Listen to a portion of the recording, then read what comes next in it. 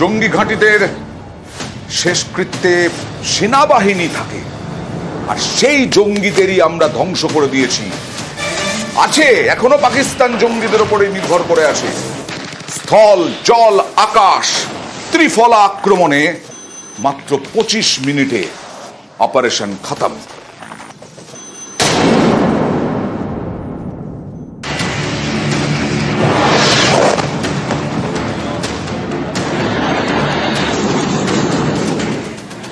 রাত 1টা 5 থেকে 1:30, মাত্র 25 মিনিটের অভিযান, একেবারে নিখুঁত আক্রমণ, একের পর এক জঙ্গি ঘাঁটি ধ্বংস।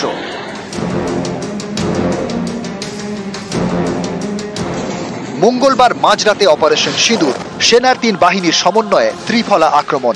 পাক অধিকৃত কাশ্মীর এবং পাকিস্তানের ভূখণ্ড মিলিয়ে মোট 9টি জঙ্গি ঘাঁটি গুড়িয়ে দিয়েছে ভারত।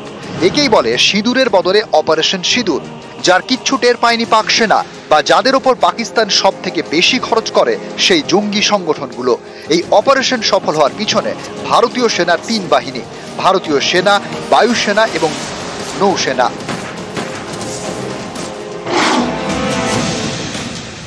অপারেশন সিঁদুরের নেতৃত্বে ছিল বায়ুসেনা।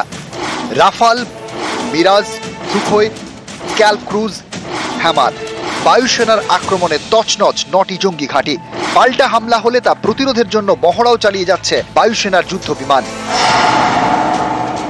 ভারতীয় ভূখণ্ড থেকে ড্রোন পাঠাতে সাহায্য করে নৌসেনা। জলপথে কোনো হামলা হচ্ছে কিনা সেদিকেও ছিল নজর। আরব সাগরে টানা নজরদারি চালায় নৌসেনা। ভারতীয় সেনার গোয়েন্দারা টানা নজর রাখেন লাইন অফ কন্ট্রোলে। অপারেশন সিঁদুরে ব্যবহার করা হয় কামিকাজে ড্রোন। এই ড্রোন ঠিকমতো লক্ষ্যে আঘাত করতে পারছে কিনা সেদিকে নজর রাখে ভারতীয় সেনা। অপারেশন সিঁদুরে দিশাহারা পাকিস্তান।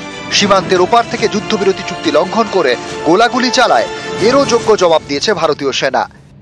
पाकिस्तान और पीओके में जिस तरह से हमारी आर्म्ड फोर्सेस ने टेरर कैंप्स को नेस्त नाबूद किया है, वो हम सब के लिए एक गौरव का विषय है।